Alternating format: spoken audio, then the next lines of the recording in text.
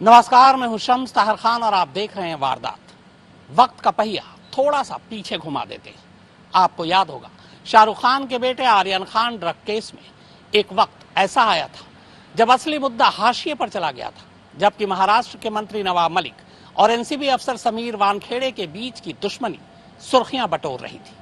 नवाब मलिक लगातार social media के जरिए समीर वानखेड़े पर इल्जामों की झड़ियां लगा रहे थे, लेकिन अब न तो समीर वानखेड़े एनसीबी में है और न ही नवाब मलिक मंत्री है। नवाब मलिक तो जेल में है, लेकिन इन्हीं नवाब मलिक के खिलाफ अब चार्जशीट की शक्ल में एक सनसनीखेज कहानी सामने आई है।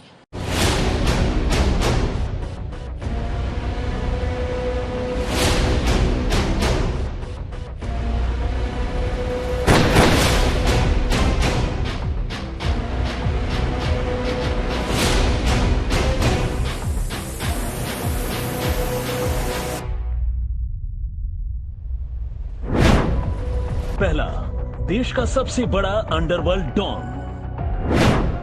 दूसरा, उस डॉन की बड़ी बहन।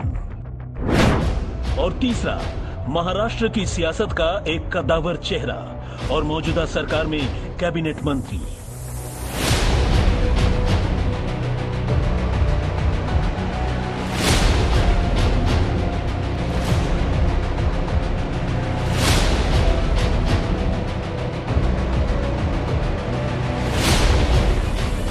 आज हम इन तीनों किरदारों की black money, underworld, dirty politics और टेरर फंडिंग की वो स्टोरी सुनाने जा रहे हैं जो किसी का भी दिमाग घुमा देने के लिए काफी है।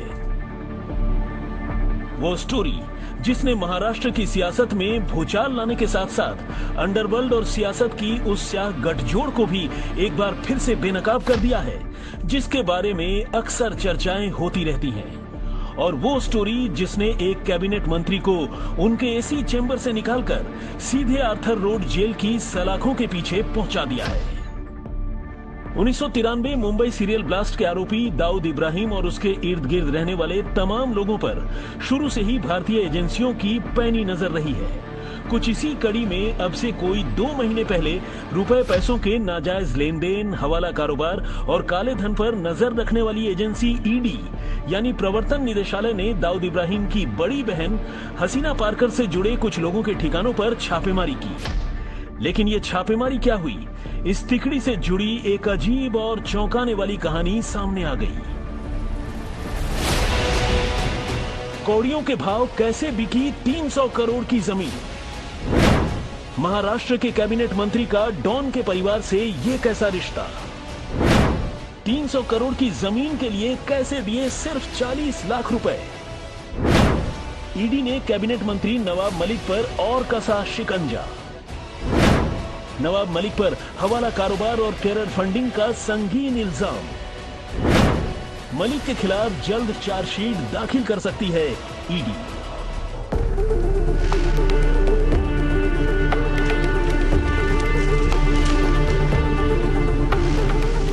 इससे पहले कि हम जुर्म के इस पाताल लोक में और गहराई तक उतरें, उससे पहले इस मामले के उस किरदार से आपको मिला देते हैं जिसका एक बयान महाराष्ट्र के कैबिनेट मंत्री और एनसीपी नेता नवाब मलिक के लिए ताबूत में आखिरी कील साबित हुआ।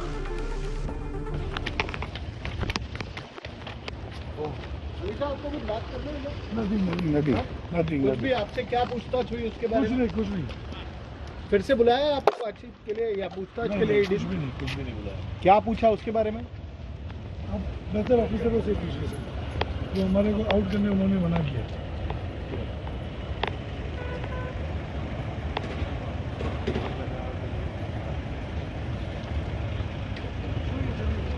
बंद कर दो, बंद कर देना। आज माननीय हाईकोर्ट ने मंत्री श्री नवाब मलिक इनकी अर्जी खारिज कर दी है और ईडी ने जो कार्रवाई उनके ऊपर की उसको जायज ठहराया है।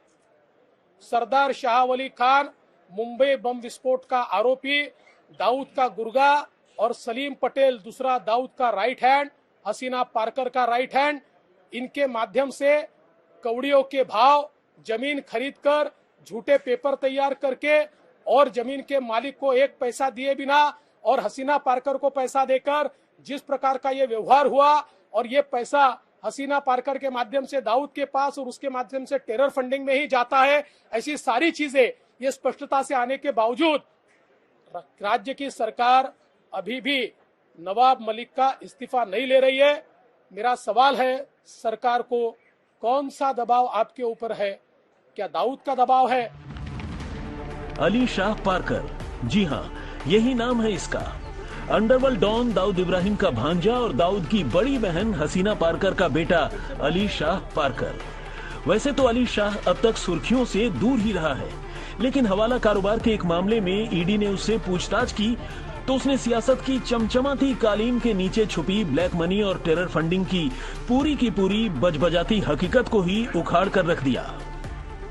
और बस इसी का वो बयान था जिसके बाद ईडी की टीम ने न सिर्फ महाराष्ट्र के कैबिनेट मंत्री नवाब मलिक को गिरफ्तार कर लिया, बल्कि अब तो पूछताछ के बाद उनका मौजूदा ठिकाना आर्थर रोड जेल की सलाखें ही बन चुकी हैं।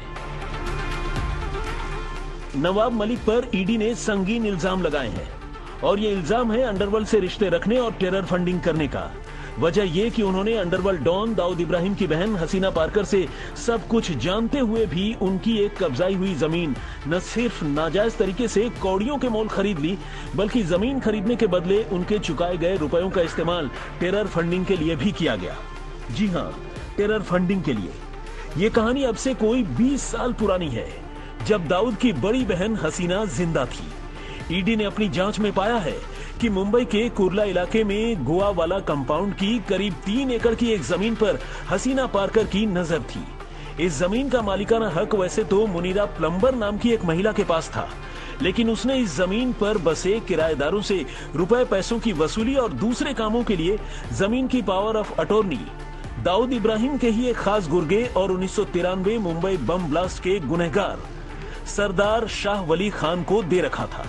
लेकिन हसीना पारकर, सरदार शाह वली खान और सलीम पटेल नाम के एक और शख्स ने दूसरे कुछ लोगों के साथ मिलकर न सिर्फ इस जमीन की झूठी पावर ऑफ अटॉर्नी बनवा ली, बल्कि इस जमीन को चुपके से एनसीपी नेता नवाब मलिक को बेच दिया। ऐसा तब था जब नवाब मलिक को हसीना पारकर की हकीकत पता थी और सरदार शाह वली खान की भी। इस जमीन की कीमत तब करीब 300 करोड़ रुपए रही होगी, लेकिन आपको जानकर हैरानी होगी कि नवाब मलिक ने हसीना से ये जमीन महज 40 लाख रुपए में खरीदी। इसमें सिर्फ 5 लाख रुपए उसने कैश के तौर पर दिए और बाकी की रकम चेक के जरिए दी।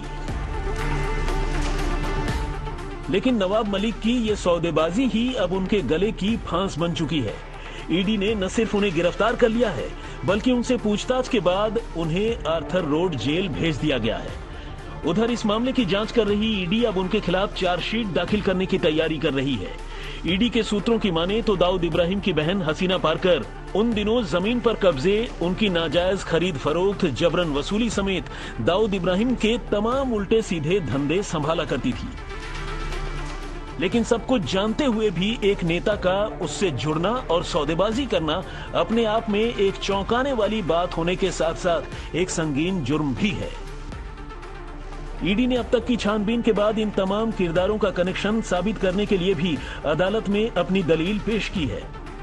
उसने कहा है कि नवाब मलिक ने जिनसे जमीन की सौदेबाजी की उनका रिश्ता उन लोगों से था जो सीधे तौर पर 1993 मुंबई सीरियल ब्लास्ट से जुड़े थे। इनमें पहला नाम तो उस सरदार शाह वली खान का ही है जो बम धमाकों का गुनहगार है और इन दिनों उम्र कैद की सजा काट रहा है।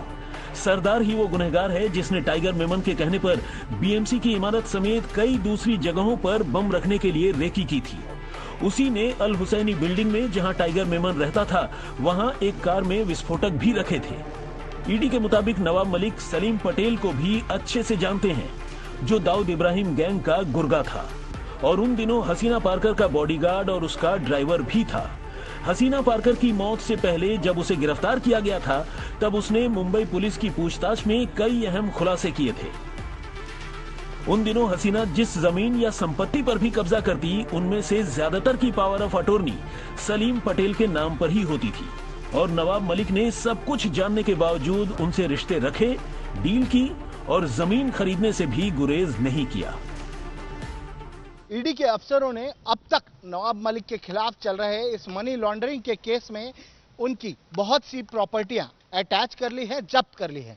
इन प्रॉपर्टियों में उनके बांद्रा के 3 फ्लैट, कुर्ला के 2 फ्लैट, कुर्ला में एक कमर्शियल यूनिट, इसके अलावा गोवा वाला कंपाउंड की जमीन और उस पर चल रहे दुकान, उस्मानाबाद जिले में करीब 140 एकड़ जमीन, ये सारी प्रॉपर्टियां अटैच कर ली हैं, इन्हें प्रोविजनली अटैच किया गया है, जब्त कर लिया गया है। बहुत ही जल्द ईडी के अफसर नवाब मलिक के खिलाफ पीएमएलए कोर्ट में चार्जशीट पेश करेंगे। नवाब मलिक के अलावा इसमें सॉलिडस इन्वेस्टमेंट्स और मलिक इंफ्रास्ट्रक्चर, जो कि नवाब मलिक की कंपनियां हैं, इन दोनों कंपनियों का नाम भी होगा।